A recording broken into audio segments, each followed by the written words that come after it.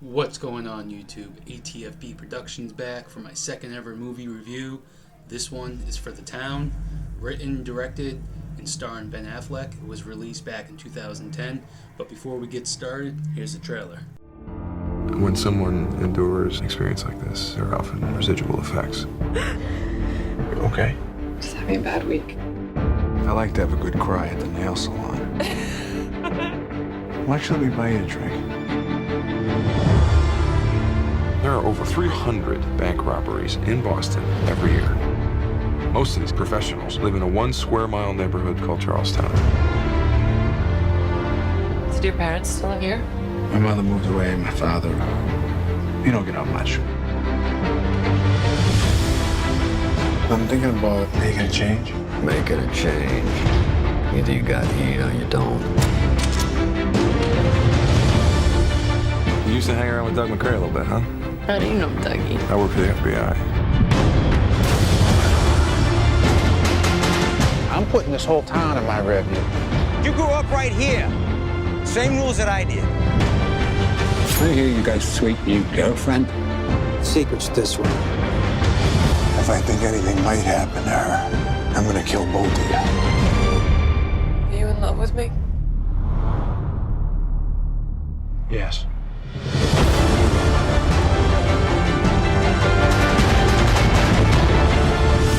She's the one person that can give us the feds. She didn't say anything. Get that in your head.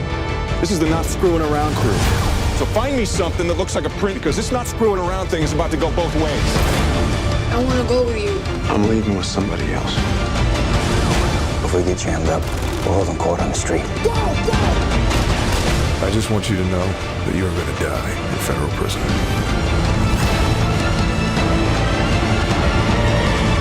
Okay. Other stars are Jeremy Renner playing Jem, the best friend of Ben Affleck's character, Doug McCrae. Blake Lively's in it. Rebecca Hall?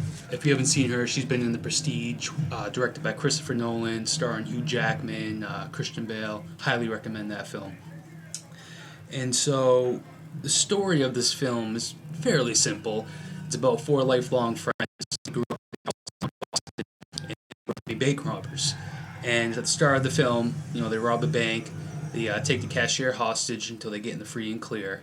And once they do, they let her go. But they take her ID, just, intimidate her. Hey, we know where you live, blah, blah, blah. Don't say shit. Turns out, she lives a few blocks from them. So Affleck's character, keeps an eye on her. They cross paths, talk, he falls in love. And usually that type of shit's kind of cringe, but he does it really, really well in this movie. It plays out well. And the version of this film that I'm reviewing is the extended cut with alternate ending, which is Ben Affleck's preferred version. It's about 25 to 30 minutes longer. And if you know anything about film, you know that 5 extra minutes can make a difference in a film. And I feel like the added stuff they put back in, it wasn't just action, shit like that. It was more character dialogue, story elements, stuff like that. And is my preferred version as well. When it comes to the acting, well, before I get to the acting, the cinematography in this movie is amazing. And that's something I'm really into, just wide shots, aerial shots. It gives you a sense of scope to the story you're trying to tell. And Boston's perfect for that. I do so many shots of Bunker Tower, which I've been at and in. It's really cool. And as far as the acting goes, Ben Affleck and Jeremy Renner, they knock it out of the park. And that's something I look for in a film. When you can go into it knowing it's a movie, knowing it's an actor playing a character, but if the actor's good enough, they can make you forget that. I don't know who the fuck you think you are, either. You aren't letting me or not letting me do shit. All right, here's a little fucking cheat sheet for you. It's never gonna be me and you and your sister and Shine fucking playing house up there. All right? You got it? Get that in your fucking head. I'm tired of your one-way fucking bullshit. If you want to see me again, come down and visit me in Florida. Go. You become so immersed in the story, in the character before you, and Ben Affleck really nails that. And his buddy, who Jeremy plays, he's that loose cannon. He's that wild card, kind of like Joe Pesci in Goodfellas, in Casino. If you haven't seen those movies, they're directed by Martin Scorsese. a class filmmaker, and Joe Pesci, like he's always playing that crazy fuck, and Jeremy Renner has that type of role in this film. And when it comes to Affleck's character, his morals are more straight. You know, he doesn't like to hurt people who don't need to be hurt. You know, but his buddies, like, he don't give a fuck. You know, if he feels like bashing your head, he's gonna bash your head in. And Affleck's character, he just really wants to get out of that life. You know, he wants to get out of Boston. He doesn't want to be about all that anymore. And finding this woman, you know, that becomes his goal. And as far as the ending goes for the theatrical cut, I liked it when I first saw it. Spoiler alert: this movie's 10 years old, so if you haven't seen it, thank you if you are though. After a robbery at Fenway Park goes wrong, you know, Affleck's character, he has to see all of his buddies get put down by the cops. But Affleck's character, he gets away. He gets out of Boston. He gets over to Tangerine, Florida, which he wants to go, is where he wants to go. And he loses the girl. He has to live with the trauma of seeing his buddies all get shot up. And I thought, you know, when I first saw that ending, it was okay. You know, I understood it. I got it. I liked it. You know, he wasn't a bad guy at heart. And so for him to live, but to live with the trauma, because at the end of the day, he wasn't a good guy. You know, he has done bad things. He lived a criminal lifestyle. So, you know, you reap what you sow. And that's some real shit. I like that.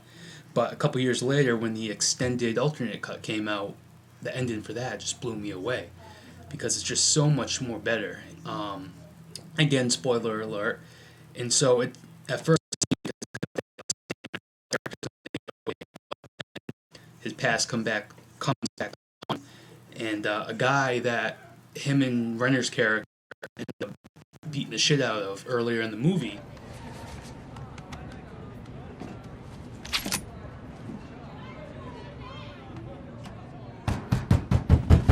Who is it? Open up.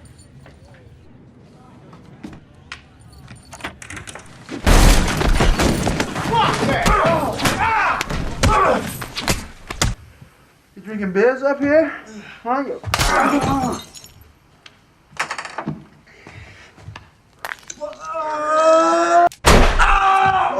Soccer. There goes college soccer, motherfucker. He comes back, and that was like the last thing Affleck's character expected. And he gets put down. Ben Affleck gets shot up and killed. Doesn't get away in this version. I got this. Man, I got this. Mátalo ya. Do it. Mátalo. Do it, man. What's that, pendejo? Where's your hockey mask now, that motherfucker?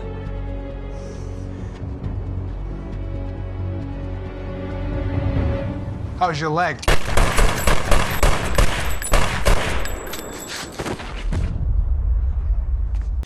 And I really like that because, again, real life shit, it's all about karma, you know? It comes back to you sooner or later, for better or worse, you know? The consequences of your good and bad choices.